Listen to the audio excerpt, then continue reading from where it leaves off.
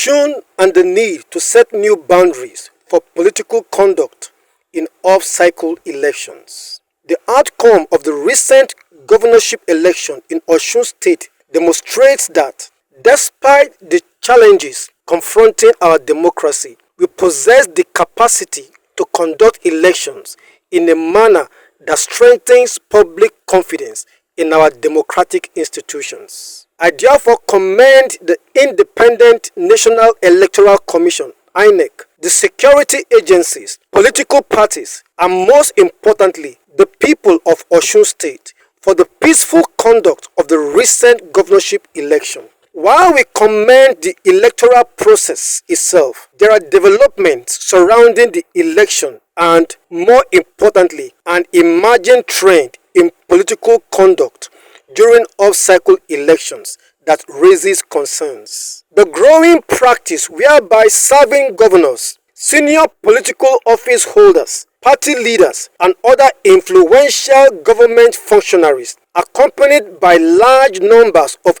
aides and heavy security details from outside the state, converge on states where elections are being conducted, raises an issue that demands national attention. The conduct witnessed around the recent elections in Osun, Ekiti, and Ondo states was, in my view, unusual. It is not a practice that should become normal in a democratic society. I recall that, as president, similar situations arose during the 2013 Anambra and 2014 Ekiti governorship elections. On those occasions, senior political leaders mobilized and descended upon the states. Upon being briefed, I ordered party leaders and senior government officials to leave the states immediately. This trend is unwholesome. If left unchecked, it could threaten our fragile democracy and have serious long-term implications for democratic stability. Political parties are entitled to campaign, mobilize their supporters, and deploy their legitimate party structures. That is an essential part of democracy. However, there is a point at which political mobilization, particularly when it involves the overwhelming presence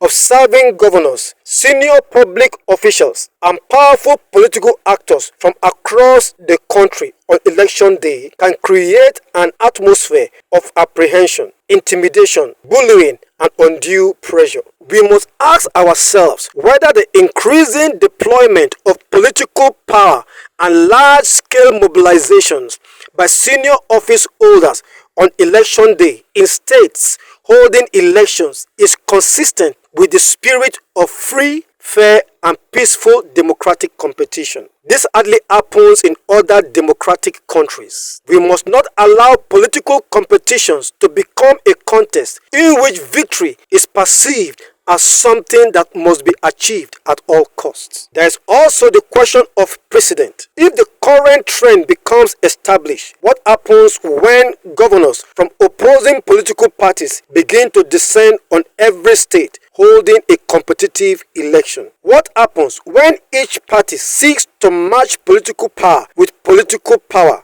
government influence with government influence, and mobilization with counter-mobilization? Such a development would not strengthen our democracy. It will deepen political tensions and could make elections increasingly resemble battles for political survival rather than peaceful contests for the mandate of the people. I therefore believe that this matter should not be treated as a partisan dispute concerning the Osun election. It is a broader national issue concerning the future of our electoral democracy. Those of us who have occupied public office must recognize that our conduct carries a greater responsibility. The power and influence attached to public office should be used to strengthen democratic institutions, not to create apprehension among political opponents or citizens. For this reason, I call on the National Peace Committee to convene as soon as practicable a stakeholders' engagement The purpose of such a meeting should be to provide a neutral and constructive platform for political leaders and other stakeholders to reflect on emerging practices around elections and agree on standards that will protect our democracy and preserve peace. The engagement should bring together key stakeholders, including the leadership of registered political parties, the Independent National Electoral Commission (INEC), relevant security agencies, the leadership of the National Assembly, the Nigerian Bar Association, the Nigerian Governors Forum, civil society organizations, and the media to interrogate this troubling trend. I believe that the National Peace Committee is particularly well placed to lead this conversation because of the confidence and moral authority it has built over the years in bringing political leaders together at moments of national tension. An early national conversation can help us establish appropriate boundaries and expectations for political conduct before practices that are unusual today become accepted as normal tomorrow. People of the Fountain.